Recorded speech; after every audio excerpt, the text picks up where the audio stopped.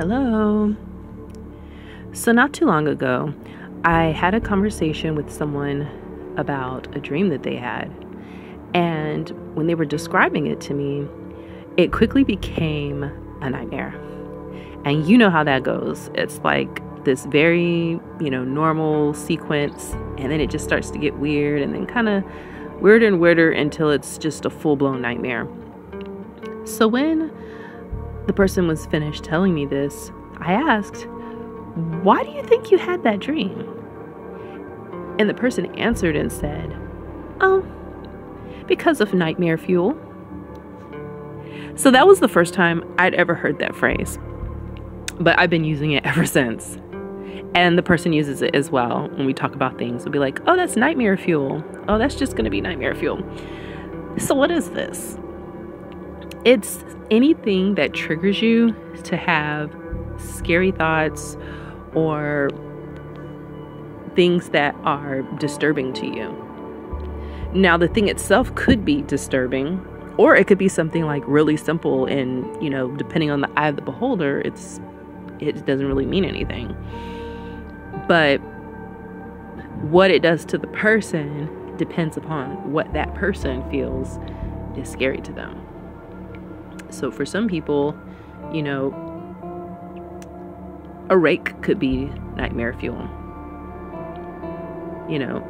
Anything could be that for you. For other people, it could be, scary dolls that come to life on their own. For somebody else, it could be a spider. Or butterflies.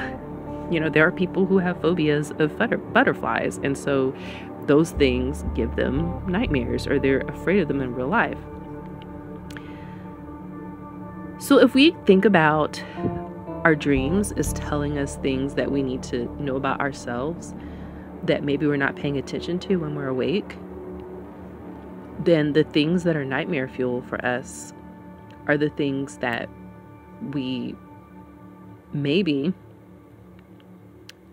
should pay a little attention to and ask ourselves why. Now, some people take the approach, and this is myself included, like, I'm not going to watch scary movies. Scary movies, horror movies are pure nightmare fuel for me because I have a very active imagination.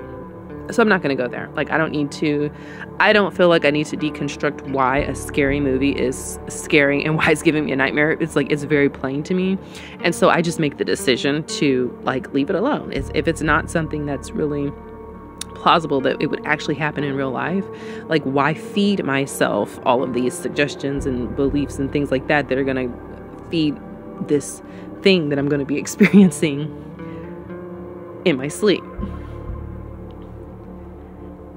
And I kind of feel like this is the same in our life too. I'm thinking about that lullaby, or that children's rhyme rather. Row, row, row your boat gently down the stream. Merrily, merrily, merrily, merrily. Life is but a dream. And I just think about this stream of consciousness, and I don't want to be floating in streams of things that are going to be creating nightmares for me. Some things you can't help. Some things it's just a part of experience. You can't help that. Same thing with nightmares. You can't control everything. If you have something that's triggering you because of you have a fear of butterflies, or you have something like that, you can't do much about that. But some stuff, for me, the scary movies and stuff like that, this external stuff that's being created by somebody else. It's not even my issue. This is somebody else's stuff that they're making, that they're presenting to me, and then I'm taking it in, and now I'm having the nightmares, and I'm staying up at night, turning all my dolls around so they're not looking at me. Those kinds of things, that's kind of the difference for me. I was also thinking about how in some cultures, they would actually believe that you could do things like have a dream catcher, in Native American cultures, and this would help to capture the good dreams. And then they would drip down the feathers, you put it over your bed, and then you would have good dreams. And then all the bad stuff would just it would not come to you. So I think, like, what is my dream catching? Like, am I trying to put up my filter? Because that's kind of what it is. My filter to kind of filter out the things that are not going to benefit me long term for me to be processing.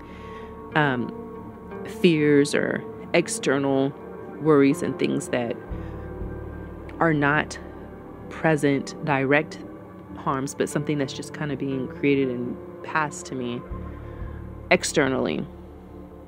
And what can I do to be vigilant and, just monitoring it? Similar to the way you might monitor a diet of what you eat. Being aware of what you take in to your mind, what you allow yourself to watch, what you allow yourself to hear. If it's not helpful to you, is it going to be fruitful for you? Do you want to give yourself the fuel to have dreams that are peaceful, or fuel to create some of your worst nightmares? Just a thought. Well, that's what I got for now. I will talk to you later on the next video. Bye.